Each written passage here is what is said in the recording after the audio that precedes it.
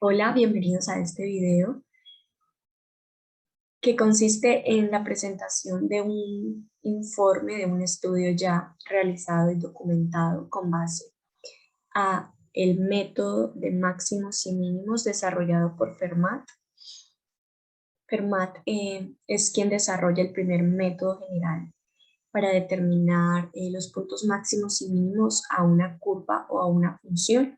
Si bien este se trata de un método netamente algorítmico, abre paso eh, a que más adelante, un siglo después, eh, grandes matemáticos como Leibniz y Newton tomaran sus aportes para desarrollar por medio de la recta tangente lo que conocemos hoy como la optimización.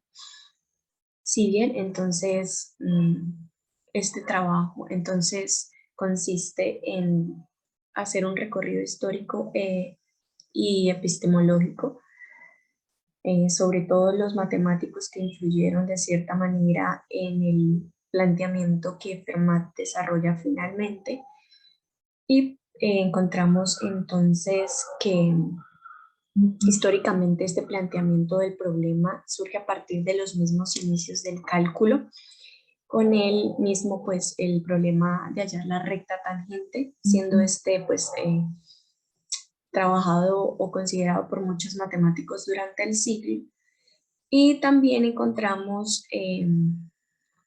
que para llegar a este planteamiento es necesario también abordar las nociones de optimización, las nociones de cantidad máxima y mínima, distancia máxima y mínima, que también han sido estudiadas y presentadas por muchos matemáticos alrededor de esta historia de más de 2500 años. Encontramos entonces un poco acerca de Fermat. Fermat nace en 1601 y muere en 1665. Fermat fue uno de los principales matemáticos de la primera mitad del siglo XVII y es conocido por sus aportaciones a la teoría de números. Además, es uno de los precursores del cálculo. Su postulado fue anunciado inicialmente en 1637 y pues consiste en un teorema para encontrar los máximos y mínimos a una curva como, como encontramos aquí. Bien, como ya se ha mencionado, la recta tangente, la noción de máximos y mínimos y con esta misma la optimización consolidaron ese paso epistemológico hacia el desarrollo del método de Fermat. Entonces, como este es un trabajo basado en la documentación de esos aportes, vamos a hablar un poco sobre algunos matemáticos que influyeron demasiado en esta parte y cómo sus planteamientos se vieron involucrados, entonces, finalmente en el método de Fermat. Inicialmente encontramos a Euclides, quien se dice que es el primero en determinar o en preocuparse por el hallar la recta tangente a, a un círculo en un punto. Él analizó el comportamiento de una recta trazada por una semicircunferencia y formando un ángulo recto con el diámetro. Las dos propiedades que observó pues parecían construir para él la caracterización de la tangente, que fueron dos. La recta solo tiene que tocar a la circunferencia en un punto y es imposible entonces interponer otra línea entre otra recta y la circunferencia. Euclides dice que una recta es tangente al círculo cuando la toca y al prolongarse no la toca, no la corta, perdón.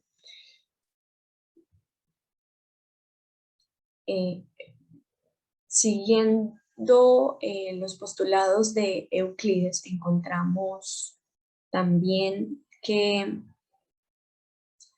él demuestra que una recta tangente es única suponiendo que existe 2 y llega finalmente a la contradicción. Este método es altamente conocido, el método del absurdo, y pues entonces esa recta tangente a la circunferencia dada pasa por un punto establecido y es única, según las demostraciones y trabajos realizados por Euclides. En unas situaciones de optimización, también consideradas por Euclides, en una de sus obras se encuentra el resultado referente a distancias, áreas y ángulos. Todas estas cosas consideradas como máximos y mínimos de segmentos de una circunferencia y además de paralelogramos. Arquímedes de Siracusa también fue uno de los matemáticos del siglo III a.C. quien pudo encontrar la tangente a una curva.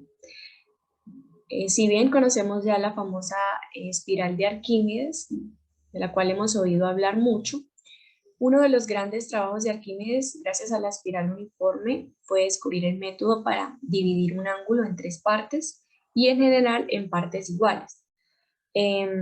Arquímedes trabajó también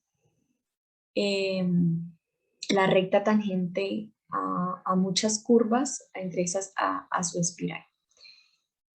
Como tercer matemático encontramos a Apolonio de Perl, quien este matemático también entonces definió la tangente a una sección cónica y procedió a determinarla en cada caso estudiado. Es importante mencionar que las técnicas en ese entonces eran, por supuesto, geométricas, y se cree también que los primeros indicios sobre el problema de puntos máximos y mínimos de una curva le pertenecen también a Apolonio, quien en el libro quinto de una de sus primeras obras de la geometría griega dedica sus escritos al planteamiento de los segmentos máximos y mínimos de un punto a la sección cónica establecida. La llamó las rectas normales. Todos los teoremas de Apolonio sobre máximos y mínimos son en realidad teoremas sobre tangentes y normales. Sin el conocimiento de las propiedades de tangente a una parábola, sería imposible entonces un análisis preciso de las trayectorias locales de un movimiento de proyectiles y hasta el movimiento celestial. Sus planteamientos entonces fueron muy importantes y corresponden a un aporte grande para este trabajo y por supuesto para muchos otros más. Encontramos a Papus de Alejandría, quien fue otro matemático que muestra la presencia de sus resultados sobre situaciones de optimización. Encontramos la noción de máximos y mínimos en la obra de Papus, en una colección matemática. Y Papus entonces demuestra mediante un método constructivo, comparando segmentos de recta, ángulos y triángulos. Después se basará de este resultado para optimizar el área de polígonos isométricos. Y en la proposición 10, en cuya demostración el autor usa la técnica de la reducción al absurdo de nuevo, como Arquímedes solía hacerlo, triangulando entonces estas figuras. En el libro 6 trata también un problema de la geometría espacial en el cual pretende determinar el ángulo mínimo entre una recta y un plano. Entonces encontramos la noción otra vez de distancia mínima y distancia máxima por medio de Papus de Alejandría. También, pues entonces para esta demostración, él aborda un método constructivo, trazando perpendiculares y construyendo rectas y ángulos.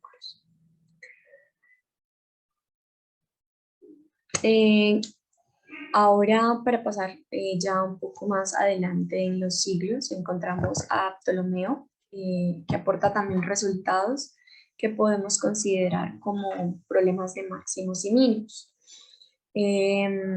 Ptolomeo declara a partir de 2 tipos complementarios de fuentes sobre la descripción del mundo. Él dice que las astronómicas, que reflejan la latitud de un punto en ciertas circunferencias, Además, su longitud relativa y geométrica señala las dimensiones de los lugares, la distancia entre ellas y sus posiciones relativas. Las primeras son más precisas y pertenecen o permiten deducir la distancia exacta en línea recta. Estos dos puntos mediante el cálculo de arco del círculo máximo que los une. Entonces encontramos también la noción de máximos y mínimos por parte de este matemático, Ptolomeo.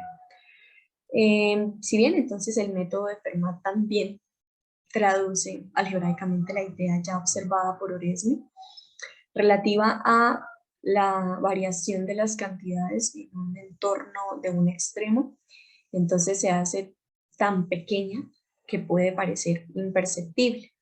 Nos centramos ahora en el estudio de la variación sobre la Edad Media. Oresme, en el siglo XIV,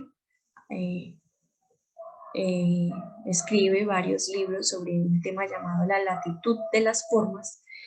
Con el término latitud se entiende o se admite cualquier característica que reconoce variación, y pues este estudio realizado por Oresme será el génesis de la construcción necesaria de extremos de una gráfica en una función en términos actuales. Encontramos finalmente como gran aporte epistemológico a este estudio de la historia del método de Fermat a Kepler. Antes que Fermat, Kepler se interesó por la tangente a una curva y la relación de tangencia con el mismo, con el máximo y con el mínimo. Fue consciente de esta relación, aunque no en el sentido de funciones ni derivadas. En un libro sobre el volumen de los barriles, que elaborado por Kepler o estudiado por Kepler, se ve también entonces la noción de optimización y con él entonces el método de máximos y mínimos abordado unos años después por Fermat. El interés de calcular las áreas y volúmenes con relación a Kepler se debió a un incidente bastante interesante ocurrido cuando se casó por primera vez con su primera esposa Liz. Kepler había comprado un balde de vino para la boda, para la celebración de su boda, y el método del comerciante de vino para medir el volumen al principio pues no le gustó y le enfureció. El incidente de la barrica de vino también llevó a Kepler entonces a abordar un problema de cálculo diferencial, el problema de los máximos, y lo que le llevó a preguntarse cuál es el mejor diseño de una barrica para maximizar el volumen. Entonces encontramos la noción de maximización. En síntesis,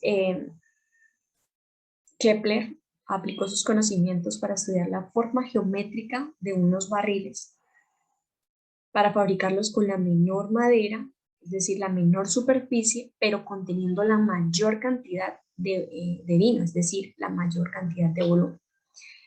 Interesante esta noción, este trabajo realizado por Kepler sobre el año 1600, más o menos. Con todo lo descrito entonces hasta este momento y con el estudio de estos matemáticos y sus aportes, nos centramos ahora en el método de Fermat. Finalmente entonces Fermat en la primera mitad del siglo XVII destaca la aportación destacamos la aportación que Fermat hace para el cálculo de los máximos y mínimos, objeto de estudio de esta presentación, y para el cual pues él desarrolla su teoría basándose en los resultados ya aplicados en muchos siglos antes, en la griega clásica, y entonces Fermat establece un procedimiento general para calcular los máximos y mínimos, y este método está basado pues en la idea de incrementar la cantidad de cierta magnitud utilizando la técnica de igualdad y ya utilizada por Diofanto de Alejandría en su obra La aritmética.